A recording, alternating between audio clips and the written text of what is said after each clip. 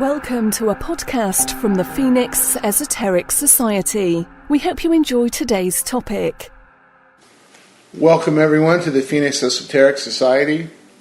Today I'm starting a series of podcasts and articles on ancient occult Egyptian mysticism and science that you can be a part of.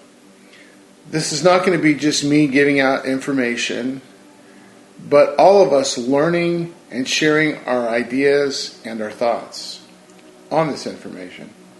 I would like to introduce you to a very remarkable woman, an occult scientist, Isha Schwaller de Lubicz. Isha Schwaller de Lubicz spent her youth studying Christianity, Hinduism, Buddhism, as well as Hebrew theology and mysticism.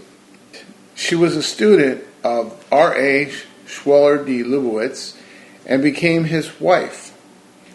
R.A. Schwaller de Lubicz was a French occultist who studied sacred geometry and became a prominent Egyptologist.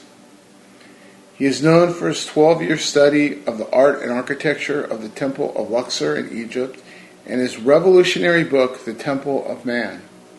Temple of Man is regarded as one of the greatest, most profound works of the esoteric and metaphysical sophistication of ancient Egyptians in the field of mathematics, medicine, and science.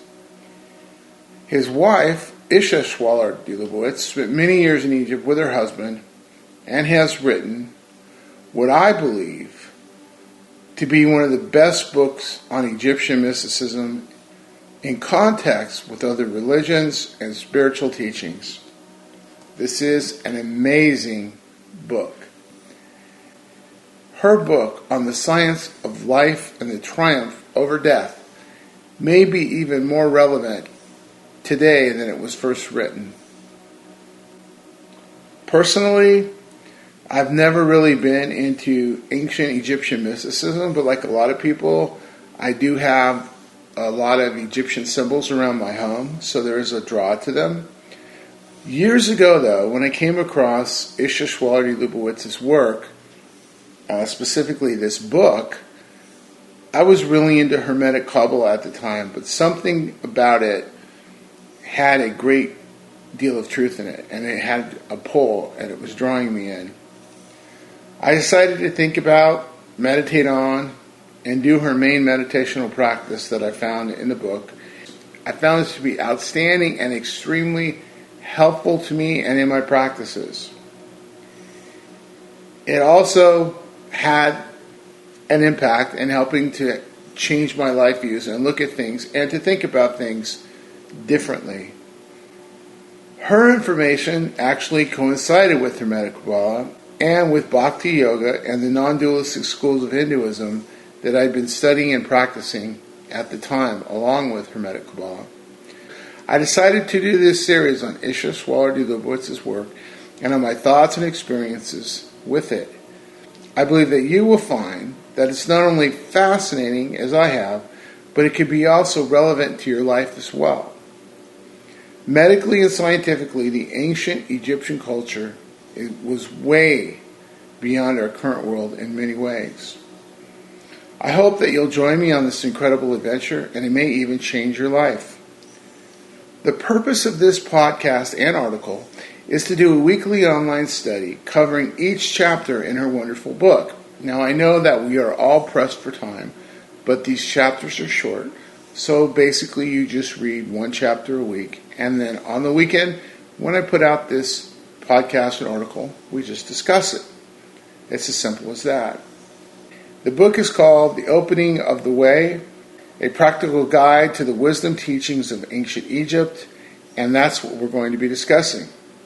Like I said before, these chapters are short, they're an easy read, but they will take you on an amazing journey, not only into ancient Egypt, but also into the ancient dimensions of yourself as well, especially how your organs work and relate to the material world and the non-material world. Every week I'm going to add a video, podcast, and an article on the Phoenix Esoteric Society website. And I'll be adding this to the Phoenix Esoteric Society Facebook group as well. We can really publicly discuss things and discuss these ideas on the YouTube site and on the Facebook site. I think those are great places to put this information. And then what I'll be doing, I'll get your permission to do this, is take that information and then add it to the article. So that way, when someone else later on finds this information and decides to go on this journey and study, then they can see what other people were talking about, comments that were said, and they can add their own as well. So this thing can continue to live on and on and on. So I'm going to go over my personal thoughts and ideas and experiences with this material, like I said before. But the main thing is I want to hear what you think. What do you think about what you're reading and you're learning? I'm sure that with many of you participating, we can have some amazing conversations and learn a great deal from not only this material, but from each other as well.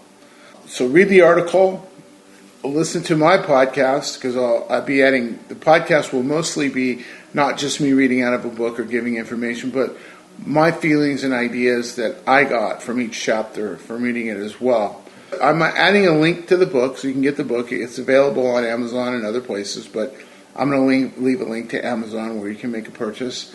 And next week, I'm going to get into the discussion of the introduction, the amazing and great introduction of this book. And then the following week, I'll be going into Chapter 1, Freedom of Individual Search. So thanks for joining me on this amazing adventure. I hope you will find it as fulfilling and as rewarding as I have. And I look forward to hearing from all of you. So thank you very much. This has been a podcast from the Phoenix Esoteric Society. Don't forget to subscribe to our YouTube page and check out more information at our website at phoenixesotericsociety.com.